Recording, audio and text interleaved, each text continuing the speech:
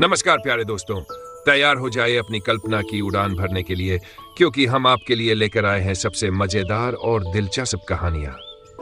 यहाँ हर कहानी एक नया सफर है जो आपके दिल की गहराइयों में छुपी एक नई दुनिया को खोलती है।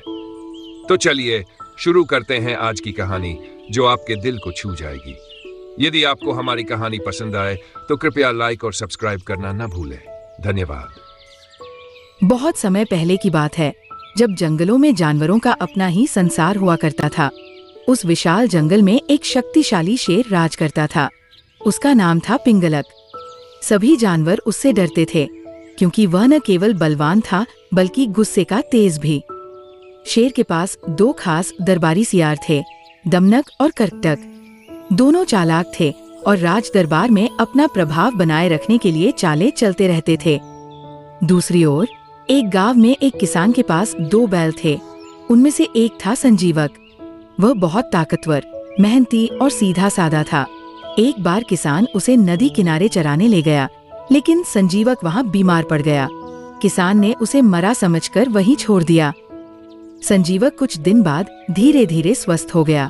वहां की हरियाली और शांति ने उसे पूरी तरह ठीक कर दिया। अब वो वहीं नदी किनारे रहने लगा।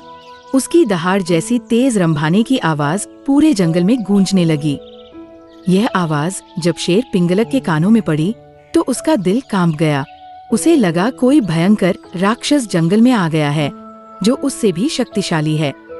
शेर कई दिन तक शिकार पर नहीं गया। वो घबराया हुआ अपने स्थान पर बैठा रहा।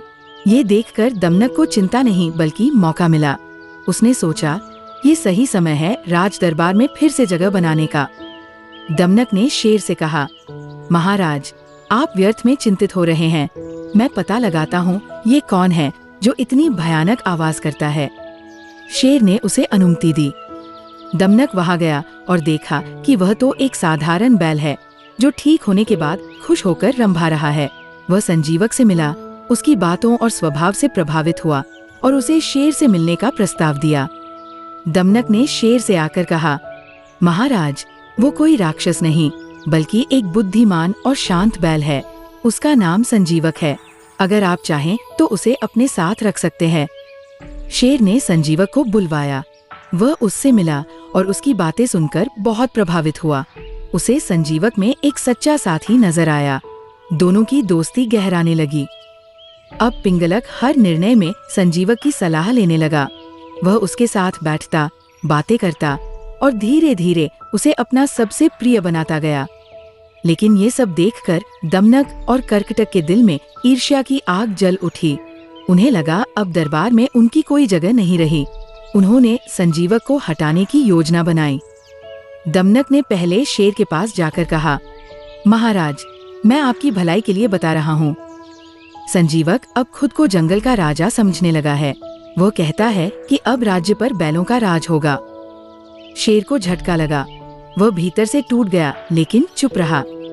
फिर दमनक ने संजीवक से जाकर कहा, संजीवक मित्र, अब राजा तुम्हें शक की नजरों से देखता है। उन्होंने कहा है कि अगर तुम रास्ते से नहीं हटे तो वे खुद तुम्हें खत्म कर देंगे। अब संजीवक को भी शक होने लगा। उसके मन में डर और आत्मरक्षा का भाव भर गया। एक दिन दोनों आमने सामने आ गए। अब उनके मन में पहले जैसी मित्रता नहीं रही थी, बल्कि शक और डर का साया था। बिना एक भी शब्द के दोनों भिड़ गए। एक भयानक युद्ध हुआ। दोनों ने पूरी ताकत झोंक दी। अंततः शेर की शक्ति भारी पड़ी और संजीवक मारा गया। संजीवक की मृत्यु के बाद शेर अकेला रह गया। उसका दिल भर आया। उसे एहसास हुआ कि वह एक सच्चे मित्र को खो चुका है, केवल दूसरों की बातों पर भरोसा करके। दमनक और कर्कटक पास आए, मुस्कुराते हुए। लेकिन शेर अब समझ चुका था कि वास्तविक दुश्मन वही थे। बच्चों, इस कहानी से हमें ये सीख मिलती है कि सच्चे मित्र मिलना दुर्लभ होते हैं। उन्हें खोने से पहले समझना चाहिए। शक और झूठ रिश्तों को बर्बाद कर सकते हैं। किसी की बात सुनने से पहले खुद सोचें, समझें और सत्य जानें। चालाक और ईर्ष्यालु लोगों से सतर्क रहना चाहिए। धन्यवाद।